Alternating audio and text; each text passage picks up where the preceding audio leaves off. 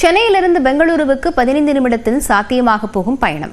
1000 kilometre வேகத்தில் சீரிப்பாய தயாராகும் hyperloop தொழில்நுட்பத்தின் முதற்கட்ட சோதனையை பார்த்து வியந்து பாராட்டிய மத்திய அமைச்சர். பார்க்கலாம் இந்த தொகுப்பில். இது எங்கேயாவது எக்ஸிக்யூட் ஆயிருக்கா ஹைப்பர்லூப் டெக்னாலஜி? இதுவும் இப்போதான் பண்ணிட்டு இருக்காங்க. இப்போ கிட்டத்தட்ட ஒருவேளை எக்ஸிக்யூஷன் வந்தால் நம்ம பயணியராக இருப்போம் அப்படின்னு சொல்லி இருக்கிறதுக்கு வாய்ப்பு இருக்குது. வேறு யாரெல்லாம் இந்த ரிசர்ச்சில் இருக்காங்க சார்? முதல்ல அமெரிக்காவில் இருந்தாங்க, அவங்க ஷட் டவுன் பண்ணிட்டாங்க, ரொம்ப விலை காஸ்ட்லியாக இருக்குது அப்படின்னு சொல்லி. ஓகே, யூரோப்பில் பண்ணிட்டு இருக்காங்க, பட் அவங்களுக்குமே விலை அதிகமாக இருக்குது. ஸோ இது வந்து ஒரு இம்பார்ட்டண்ட் விஷயம் என்னென்னா, இந்தியாவில் தொழில்நுட்ப திறன் அதிகமாக இருக்குது நமக்கு, ஆனால் அதை செயல்படுத்தக்கூடிய விலை ரொம்ப கம்மியாக இருக்குது. ஆமாம், இலான் மஸ்க் பண்ணல, நீ எப்படி பண்ணுவ அப்படின்னா, இலான் மஸ்க்கு நிறைய துட்டு ஆகும். இலான் மஸ்க் பண்ணணும்னா இந்தியாவுக்கு பண்ணணும். நாட்டின் கவனத்தையே சென்னையின் பக்கம் திருப்பி இருக்கும் ஹைப்பர் லூப் தொழில்நுட்பம் குறித்து சென்னை ஐஐடி பேராசிரியரும் தி பிளான் கம்பெனி நிறுவனருமான சத்யா சக்கரவர்த்தி டிஸ்கோ வித் கேஎஸ் நிகழ்ச்சியில் ஆசிரியர் கார்த்திகை செல்வனிடம் பகிர்ந்து கொண்டவைதான் எது. பேராசிரியர் சத்யா சக்கரவர்த்தி பகிர்ந்து கொண்டதைப் போலவே ஹைப்பர் லூப் தொழில்நுட்பத்தால் உலகின் அதிநவீன போக்குவரத்தை சாத்தியப்படுத்துவதற்கான முதல் முயற்சியில் சென்னை ஐஐடி முத்திரை பதித்து நாட்டையே திரும்பி பார்க்க வைத்துள்ளது. உச்சபட்ச போக்குவரத்து தொழில்நுட்பமான ஹைப்பர் லூப் தொழில்நுட்பத்தை செயல்படுத்தும் முனைப்பில் அமெரிக்கா, சீனா, பிரான்ஸ், ஜெர்மனி, நெதர்லாந்து உள்ளிட்ட பல்வேறு நாடுகளும் தீவிரம் காட்டி வருகின்றன. ஆனால் சத்தமே இல்லாமல் ரயில்வே உள்ளிட்ட அரசு மற்றும் அரசு சாரா நிறுவனங்களின் உதவியோடு இந்தியாவில் ஹைப்பர் லூப் செயல்படுத்தும் ஆராய்ச்சியில் ஈடுபட்டு வருகிறது சென்னை ஐஐடி.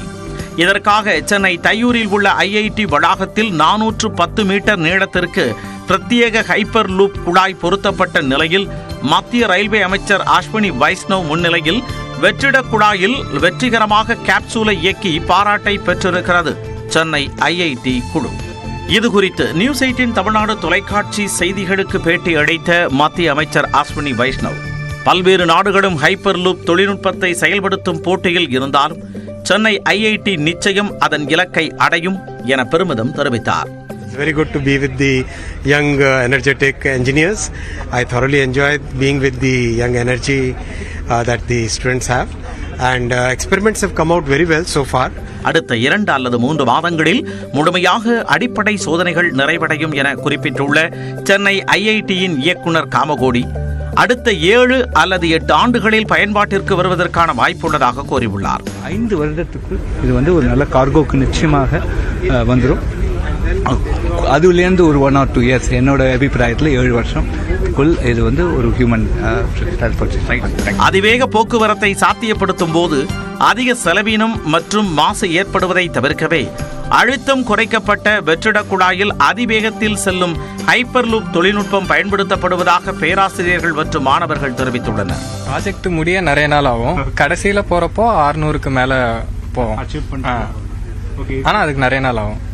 இந்தியாவிலேயே முதல் முறையாக ஹைப்பர் லூப் தொழில்நுட்பம் குறித்து சென்னை ஐஐடி ஆய்வு மேற்கொண்டுள்ள நிலையில் ஓரிடத்திலிருந்து மற்றொரு இடத்திற்கு பொருட்களை சுமந்து செல்லும் கார்கோவை பயன்படுத்தி சோதனை மேற்கொண்டுள்ளதாக ஐஐடி பேராசிரியர்கள் தெரிவித்துள்ளனர்.